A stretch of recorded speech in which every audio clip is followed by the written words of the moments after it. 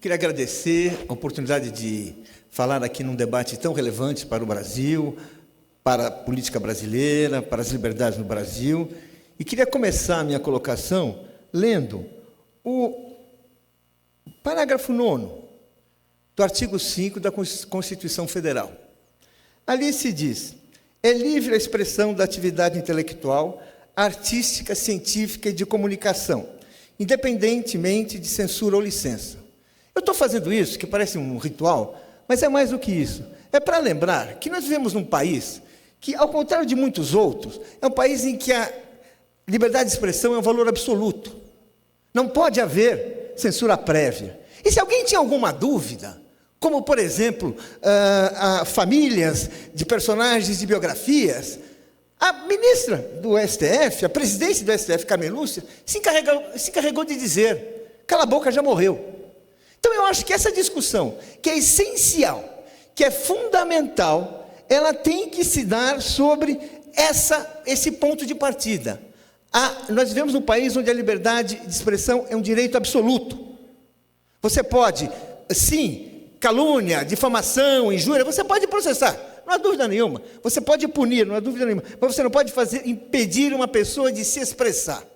E quando a gente está falando desse período que nós vivemos, assim, de um período pré-eleitoral, isso é ainda mais essencial, porque realmente assim, nós estamos assim, nós vamos entrar num momento em que o debate político ele não pode estar sujeito assim, aos supostos especialistas em verdade e mentira, porque esses nós sabemos, desde George Orwell, que é muito fácil a verdade virar mentira e a mentira virar verdade.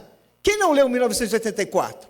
Quem não conhece os truques pelos quais essas medidas autoritárias se transformam e se acobertam? Por exemplo, eu tenho certeza que talvez tenha sido com a melhor das intenções que o Facebook contratou 2 agências para avaliar as notícias que são publicadas. E não vou dizer aqui que as pessoas agiram de má fé. Não. Eu sou responsável, eu sou um jornalista, eu vou às fontes, eu tento apurar tudo o que acontece, mas está na cara que foi uma vergonha.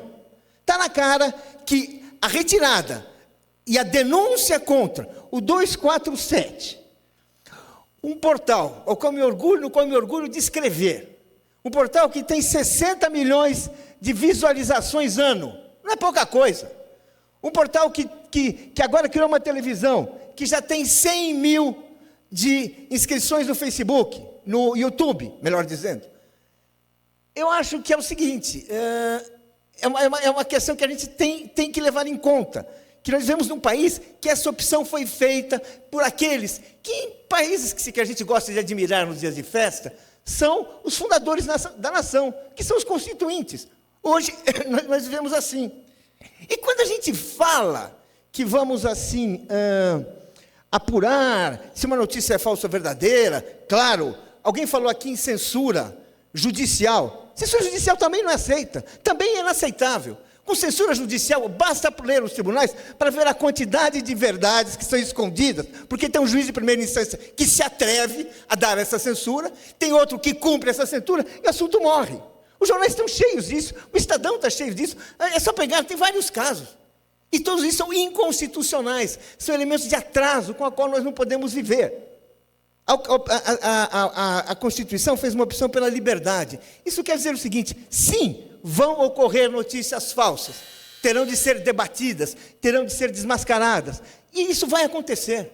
Isso vai acontecer. E vai acontecer cada vez mais se, em vez de estarmos preocupados em aumentar a proibição, coisa que esse país tem uma tradição muito larga de fazer, em vez de aumentar a proibição, nós aumentamos o grau de democratização da comunicação. Se nós fortalecemos os veículos plurais, se nós fortalecemos o debate na sociedade, é assim e só assim que se desmascara uma mentira. Eu não vejo outro jeito. É muito facinho ficar aqui achando que nós descobrimos a fórmula mágica. Vamos trazer um dia para debater a doutora Solange, a última censora, ou a doutora Marina, a penúltima, aquela que tem um diálogo histórico com Taiguara explicando como que se proíbe. Ou o Coriolano Fagundes, que também foi um grande pensador da censura. Eles têm regras maravilhosas para proibir notícias que eles não querem publicar. Mas elas têm um problema contra a verdade fundamental desse país. Nós não admitimos censura. É isso.